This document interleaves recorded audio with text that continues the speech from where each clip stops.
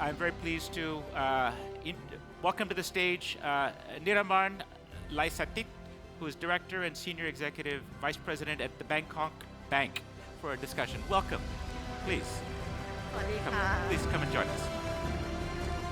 We're going to talk about creating opportunities in the transition to a low-carbon economy, a banker's perspective. Yes right So we are very interested in having you here, so thank you for joining us. okay good morning everyone So, a banker's perspective on the low carbon transition. It's an interesting time, isn't it? We now have a banker, indeed a central banker, as the new Prime Minister of Canada, Mark Carney. Many of you will know he was a UN climate champion who promoted action on this topic by the financial sector. He was a key force behind the so-called GFANGs, which was initially called the Glasgow Financial, was it the Network for Financial, GFANZ? You work it out. It's the one that does climate change with banks, and now it's been called the Global Group instead of the Glasgow Group. But at the same time, it is also a moment of challenge, as a number of US banks have removed themselves from that organization. So I'm curious to know, what is your perspective? What is the banker's perspective on the low carbon transition? Yes, I think that we are now seeing many events happen as we have seen in the presentation, like the fire in California or the floods in Jakarta. Especially last year, we have the big flooding in Thailand, especially in the north and southern part of Thailand because of the rain bomb. I think that this is part of the climate change that affect this. And then I think that this is very important, and it will going to be damage to our potential agricultural, industrial, and service sectors. So I think that this is very important, and it's important for the banks also. And not just only this, I understand that the countries also have its own uh, agencies on this, and we have the commitment to the Paris agreements and backed up by the regulations, both internationally and domestically.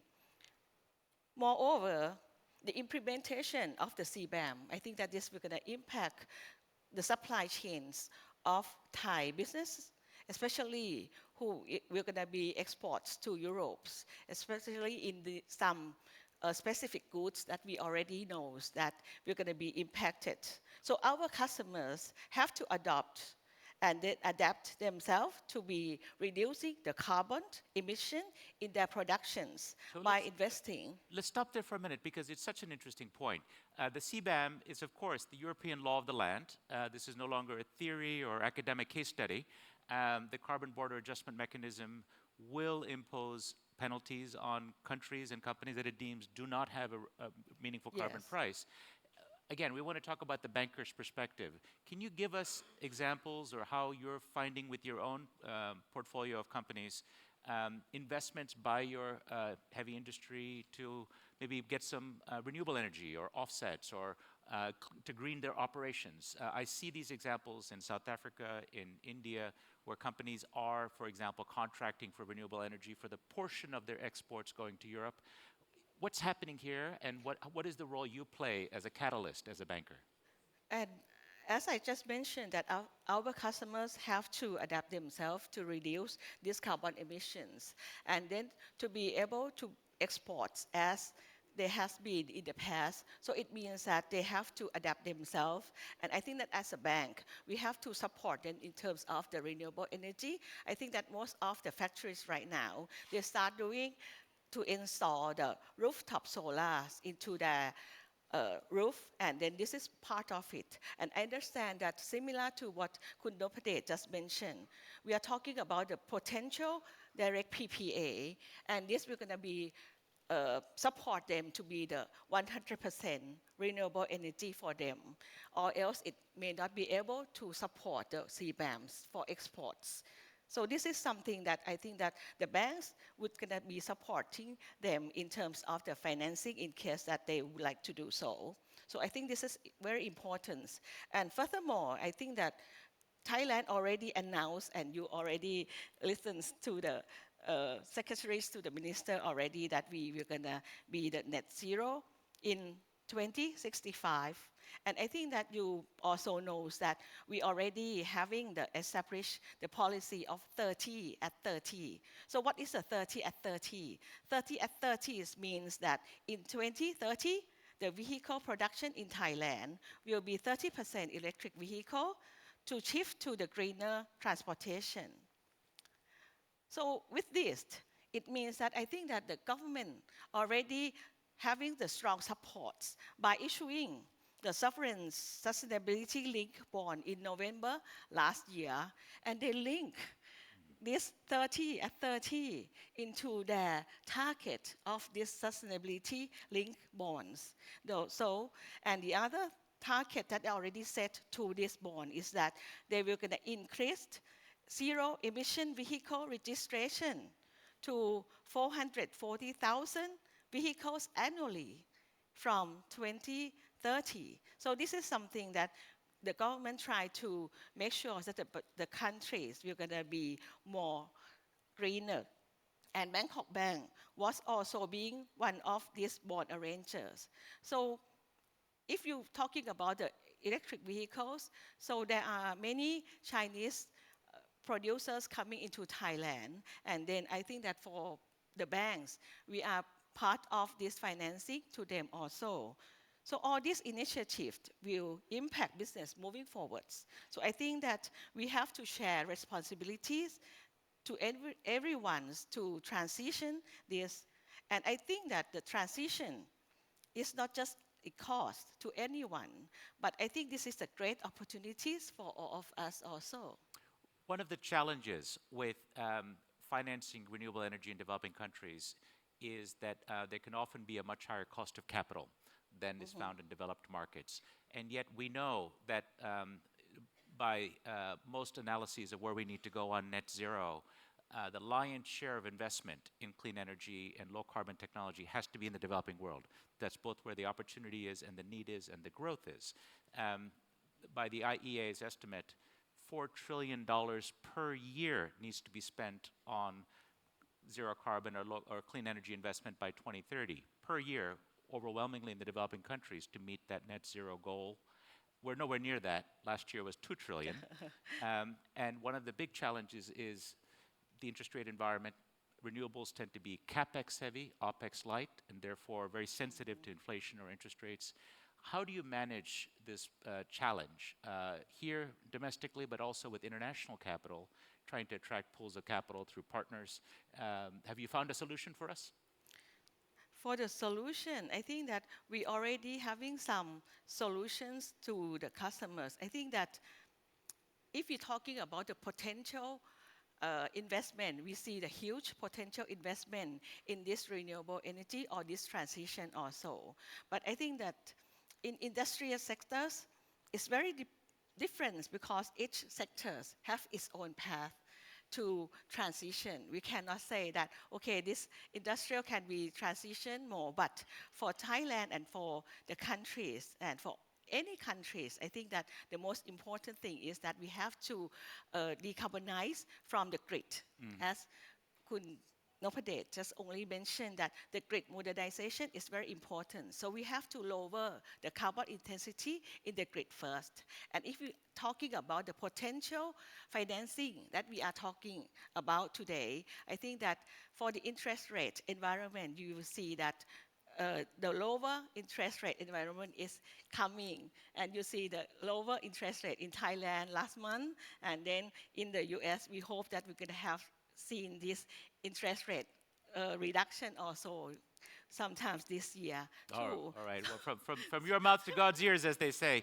I'm going to come to a couple of questions. Please get there's a hand right there. Let's go there. Since you're enthusiastic, let's get a microphone to you. Thank you for springing into action. As always, please identify yourself and make it a good question. Hi. I'm Madura Watanages. I'm an independent energy consultant. I wanted to ask about concessional finance because, the bulk of renewable energy investment is happening in this region, but finance is one of the biggest barriers, both on the supply and demand sides of renewable energy. So I'm wondering, with concessional finance that's traditionally provided by the multilateral banks, and with the pulling back of development agencies like USAID and other donors, probably the World Bank as well. What role do you see for commercial banks to step up and fill in that gap, both to developers of renewable energy, but also helping to finance the transition on the buyer side? Great, good question. thank you. Concessional finance. Yes, I think that if you look at the concession in Thailand, uh, Thailand may be different in terms of the energy, especially on the renewable energy. You see that it means that you need to have the concession or the PPA first. Once you have this kind of concession, it will be very easy to do the financing. And then I understand that, and with this environment, the interest rate that we could support the customers of this type is very competitive amongst all banks also. So it means that we would like to support them. So for us, I think this is something which is very compatible and then possible. But I think that for other transformation, I think that it's very important that Bangkok Bank also launched the Wo Luong transformation, which is the Wo Luong financing to transition to environmental sustainability loan. This is gearing for the SME to do this transition in terms of the climate change adaptation or climate change mitigation and pollution reduction. So it means that Bangkok Bank, and I think that all other banks also have this kind of scheme to support its own customers to be greener and then to be more sustainable. It's good to hear you're maintaining that. And of course, to the questioner, the USAID's challenges do not yet reflect actions at the World Bank or ADB or AIB, the other multinational institutions. The Europeans remain committed to concessional finance, and there are philanthropies that are engaged in this as well. So we might well see momentum on that front. Any other question for our speaker? I see, let's go here in the middle section, just for variety. We'll get a quick microphone over to you. And again, please identify yourself and make it a question. Good morning. I'm Tharindu Amarasekara. I'm an executive and corporate educator on sustainability from PIM Sri Lanka. Ms. Niraman, my question to you is, it's good to hear the perspective from a bank and how supportive you are of sustainability, because when you're a banker, you also have multiple perspectives into different angles. Where do you see, when we talk about a shift towards a low-carbon economy in Thailand or in Asia in general, where do you see the biggest bottlenecks to be in this shift towards a low-carbon economy? Sure. Tough question. Tough question. Where's the challenge? I think if we are talking about a challenge, is that each country have its own path, and then each industry also have its own path also to shift to a lower carbon. If you are talking about energies, we have seen some potential because of the innovation, because of the technologies. So this could achieve maybe easily comparing with others. Manufacturer, that may not be that easy. If you're talking about steel, talking about the cement industry or some others, it may be very difficult for them. So we may have to wait for the new technologies, new innovation. But in terms of others, like we just talking about the BCG, I think this is something that we could do because this is good for the country, especially for Thailand, which is the agriculture. So if you ask me what is a challenge, it depending on the, not just only the affordable technology, which is very important, financing, which is very important also. So it should be feasible first, and then with all this, it could be done.